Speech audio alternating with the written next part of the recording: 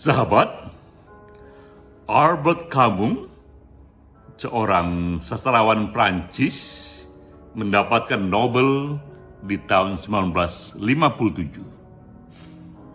Ia menyatakan yang kemudian menjadi kutipan bahwa tugas seorang penulis adalah merawat kebudayaan, merawat peradaban, agar tidak merusak dirinya sendiri. Karena peradaban sebagaimana manusia ada tendensi yang progresif, tapi juga ada tendensi yang destruktif. Albert Camus memberikan posisi yang tinggi kepada profesinya sendiri selaku penulis, bahwa penulis adalah mereka yang menjaga spirit peradabannya, yang menjaga spirit budayanya agar tidak merusak dirinya sendiri. Jika memang peran penulis sedemikian penting, pertanyaannya adalah apa yang sudah dan harus dilakukan pemerintah agar ikut menciptakan ekosistem yang sehat bagi penulis.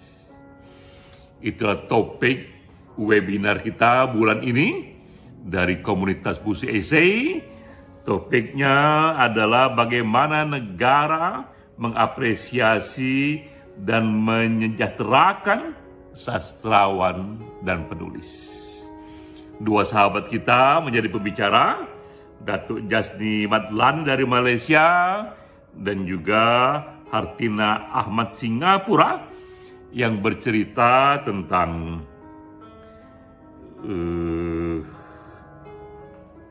jaringan sastra di Malaysia dan di Singapura. Kepada saya sering ditanyakan untuk kasus Indonesia, apakah yang bisa dilakukan pemerintah? Maka sebelum saya menjawab itu, yang pertama-tama saya kerjakan adalah melakukan survei, melakukan penglihatan untuk tahu aneka referensi, contoh-contoh terbaik yang ada di negara lain, contoh-contoh terbaik yang ada dalam sejarah, apa yang dikerjakan penguasa kepada penulis.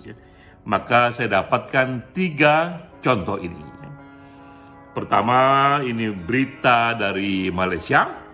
Ini berita yang baik sekali bahwa di sini Siti Zainon, seorang penulis di Malaysia, dinobatkan sebagai sastrawan negara dengan hadiah 1,88 miliar.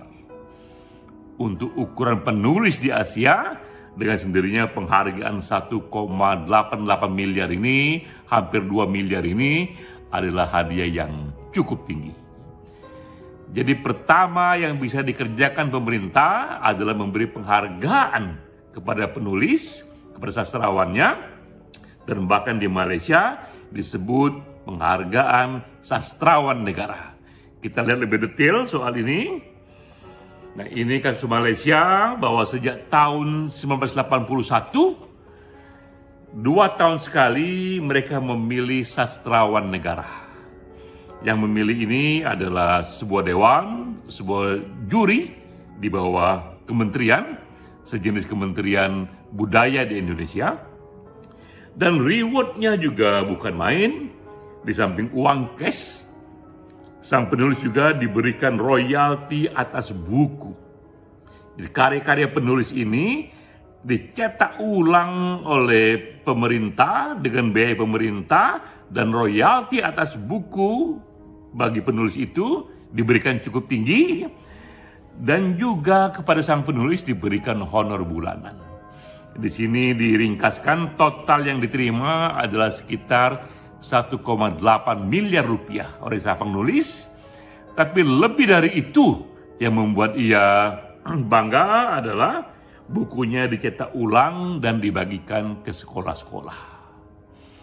Dengan negara, dengan pemerintah memberikan penghargaan kepada penulis, kepada sastrawan, pemerintah ikut menciptakan ekosistem yang sehat untuk membuat dan mensimulasi aneka penulis lain untuk juga berprestasi.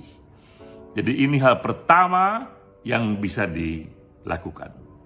Berikutnya, ini contoh di dunia Islam, bahwa Islam, kawasan Islam pernah menjadi pusat dari ilmu dunia.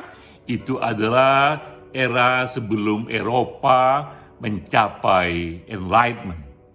Kawasan Islam lebih dulu sampai di sana, dan ini terjadi karena juga peran penguasa. Kita lihat kasusnya. Ini kasus kedua yang bisa dikerjakan penguasa terhadap para penulisnya. Untuk di dunia Islam, ini di tahun abad ke-8 hingga 12 Masehi, yang dikerjakan penguasa adalah menerjemahkan buku-buku dunia semasif mungkin dari bahasa Yunani, India, Cina, ke bahasa Persia, ke bahasa Arab. Inilah yang dikerjakan pemerintah sehingga terkenal saat itu muncul library yang dianggap terbaik di dunia di zamannya, House of Wisdom. Itu library yang berisi begitu banyak buku-buku penting dunia dari berbagai wilayah yang dapat dibaca dalam bahasa Persia dan dapat dibaca dalam bahasa Arab. Tak heran saat itu para pemikir Muslim pun lahir. Ada sejarawan yang mengatakan, jika saja saat itu hadiah Nobel sudah diberikan, maka sangat mungkin setiap tahun yang dapat Nobel itu adalah para pemikir dan ilmuwan Muslim. Gara-gara peran pemerintah yang begitu kuat menerjemahkan referensi buku yang hebat, saat itu di dunia Muslim lahirlah para raksasa-raksasa. Kita sebut saja di sini ada yang namanya Al-Khawarizmi. Al-Khawarizmi ini dalam bahasa Latinnya dikenal dengan nama algoritmi, dan algoritmi inilah awal dari kata algoritma. Algoritma yang sekarang ini sangat sentral di dunia komputer, di dunia artificial intelligence. Itu sebenarnya nama dari seorang tokoh Muslim. Dialah yang disebut bapak dari aljabar, bapak dari matematika. Juga di sana lahir Ibnu Sina, bapak ilmu kedokteran. Lahir Ibnu Khaldun, bapak dari sosiologi. Dan juga kita mengerti di sana juga di era itu lahir Jalaluddin Rumi dan juga berbagai guru sufi lainnya. Begitu mendasar peran pemerintah menciptakan ekosistem yang kondusif bagi lahirnya para penulis ini, cukup dengan menerjemahkan buku-buku penting zamannya. Ini peran kedua yang bisa dikerjakan. Tadi peran pertama adalah penghargaan kepada penulis. Peran kedua adalah menerjemahkan referensi buku-buku penting dunia ke dalam bahasa lokal. Lanjut, kita melihat contoh ketiga. Ini teman penting dari hasil riset bahwa sekarang ini di Amerika, yang sangat mungkin juga di dunia lainnya, terjadi menurunnya minat baca. Ini adalah hasil riset yang dikerjakan oleh National Endowment of the Arts. Nah, ini adalah jenis peran pemerintah lainnya. Ini kasus Amerika Serikat. Amerika cara membantu penulisnya dengan membentuk sebuah badan yang namanya National Endowment of Art. Badan inilah yang melakukan begitu banyak riset-riset tentang isu-isu sosial, tentang isu-isu humaniora yang berhubungan dengan dunia penulis. Pada riset-riset inilah banyak sekali inspirasi, tren zaman yang terbaca. Untuk kasus tadi, temuan penting adalah National Endowment menemukan bahwa situasi sekarang zaman sudah berubah, mereka yang membaca sastra dan membaca buku pada umumnya itu semakin menurun. Temuan ini adalah temuan yang juga menghentak bagi dunia penulis. Tak hanya pemerintah menjadi begitu kuat perannya dengan memberi penghargaan, dengan menerjemahkan buku, bahkan juga dengan melakukan riset-riset yang isunya fundamental. Ini 3 jenis peran yang bisa dikerjakan pemerintah. Lalu kita bertanya bagaimana dengan Indonesia. Kita lihat juga situasi sekarang di Indonesia ini ternyata begitu marak pembajakan buku, penulis dan penerbit rugi, dan pemerintah dianggap tidak melindungi. Jadi sebelum kita bicara yang besar-besar tentang apa yang secara positif bisa pemerintah kerjakan, kita juga melihat kasus konkret meluasnya pembajakan di era-era sekarang. Lebih detail kita bisa lihat di sini, di tahun 2019, 11 penerbit rugi 116 miliar rupiah. Untuk dunia penulis, untuk para penerbit, 116 miliar rupiah bukan angka yang sedikit, apalagi di era virus corona seperti sekarang ya. Juga data bahwa 75% buku dibajak. Menurut saya inilah peran minimal yang harus dikerjakan pemerintah di Indonesia adalah ikut membasmi pembajakan. Karena jika ini dibiarkan atau jika ini tidak terlalu dipedulikan, ini jauh-jauh akan merusak ekosistem yang sehat bagi penulis. Jika peran minimal ini sudah bisa dikerjakan, maka pemerintah pun bisa memberikan bonus tambahan untuk ikut menciptakan iklim yang sehat bagi penulis dengan mencontoh 3 hal tadi.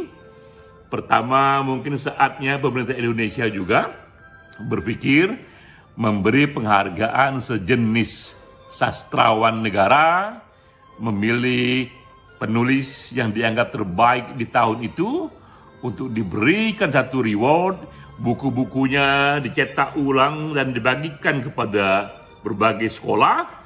Bukan efek kepada individu penulis itu yang penting, tapi efeknya bagi dunia yang lebih luas, pada komunitas para penulis lain, karena ini segera memberikan inspirasi. Atau pemerintah juga bisa meniru apa yang dikerjakan pada wilayah Muslim di abad pertengahan, ikut menerjemahkan secara masif sekali buku-buku sentral yang kita anggap penting di berbagai keilmuan, mulai dari ilmu-ilmu sifatnya fiksi ataupun yang non-fiksi. Yang non-fiksi pun juga beragam sekali, dari ilmu eksakta sampai ilmu sosial. Itu pun bisa dikerjakan. Atau yang lainnya yang bisa dikerjakan juga adalah ikut membuat riset-riset yang fundamental mengenai isu-isu sosial dan punya efek kepada dunia penulisan. Begitu banyak yang bisa dikerjakan pemerintah, tapi minimal jika tidak itu semua, pemerintah bisa ikut membasmi pembajakan yang sedemikian meluas. Jadi kembali kepada kutipan dari Albert Camus tadi, bahwa peran penulis itu adalah mereka yang menjaga spirit peradaban. Jika demikian kuat peran penulis, pertanyaannya apa yang pemerintah sudah lakukan dan yang akan dilakukan agar ikut menciptakan iklim yang sehat bagi penulis. Salam.